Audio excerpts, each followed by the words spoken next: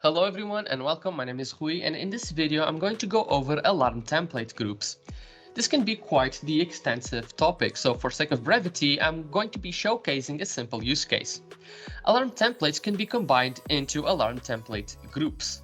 With these, users can build alarm template hierarchies, allowing alarm thresholds for one or more parameters to be overruled without having to change anything on the base alarm template.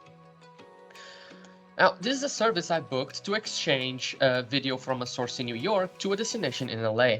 If I drill down the network and take a look at the switch port through where the traffic's passing, I would expect to see proper bitrate activity. We're transmitting uncompressed 10-bit HD video. This should require around 300 megabytes a second, I'd say.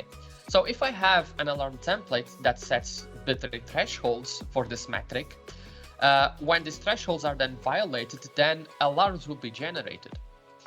However, next time, this switch port may be used in another service exchanging SD video instead. So I know that uncompressed 10-bit SD video should require around 27 megabytes a second in comparison. So this means we should expect lower bit rates, therefore needing a different alarm template with some metrics keeping the same thresholds for the product, but others like the received bit rates to have the adequate threshold values for this particular standard definition video format. But that's okay, we could just simply create a second alarm template. But duplicating alarm templates and then only changing thresholds for a subset of metrics can be redundant and somewhat annoying, which is why you should use alarm template groups instead. This way we can have a base alarm template and then additional templates stacked on top to override the thresholds, but only for some metrics. In this case we would create two groups, an HD and an ST alarm template group without having to duplicate anything at all.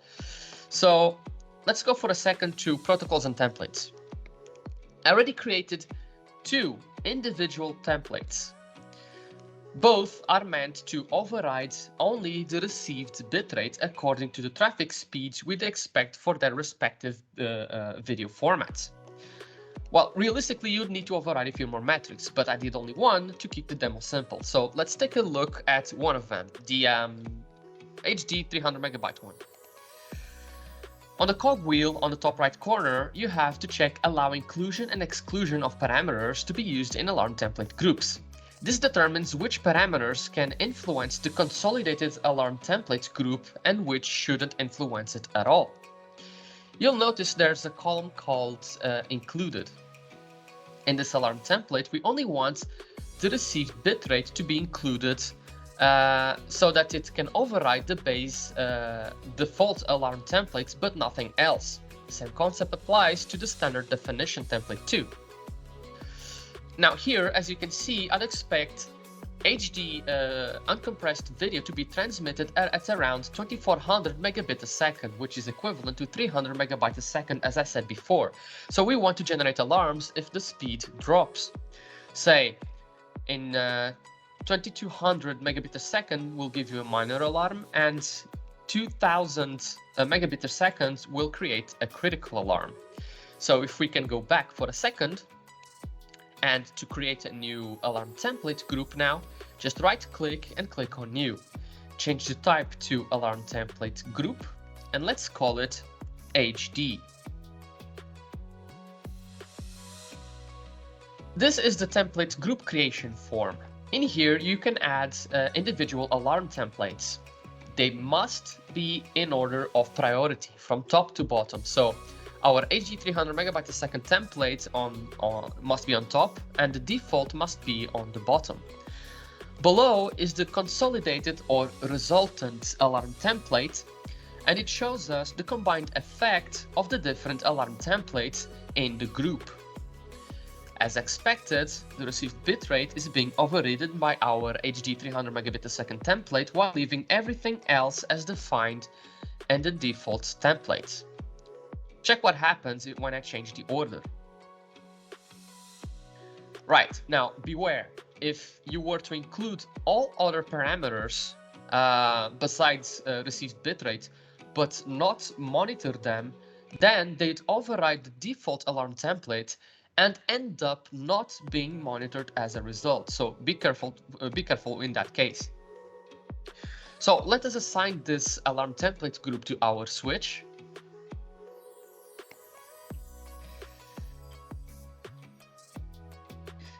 And if we take a look at our service overview again at the Ethernet port being monitored, we can see that all is well because 3000 megabit a second is more than enough to transport this video format. So no alarms here.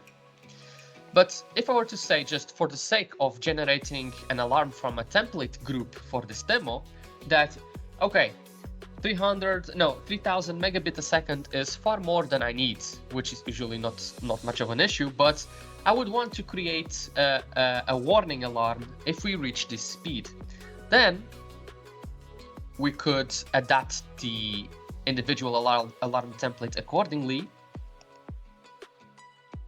And when we go back to the product, we can see that the warning is indeed generated. Now, a couple of things worth mentioning. If a user tries to delete such an alarm template, he will receive a warning that indicates in which group or groups the template is being used. Another thing is that if scheduled alarm templates are used in an alarm template group, they will not be in use in the group at the moment when they are scheduled to be inactive or disabled. So keep an eye out for that. All right, I hope this quick example was enough to give you an idea of what alarm template groups are good for. There is more detailed information about alarm template groups in our administrator course in our Open Dojo community, so be sure to check that one out. I hope you enjoyed this video, and I will see you on the next one.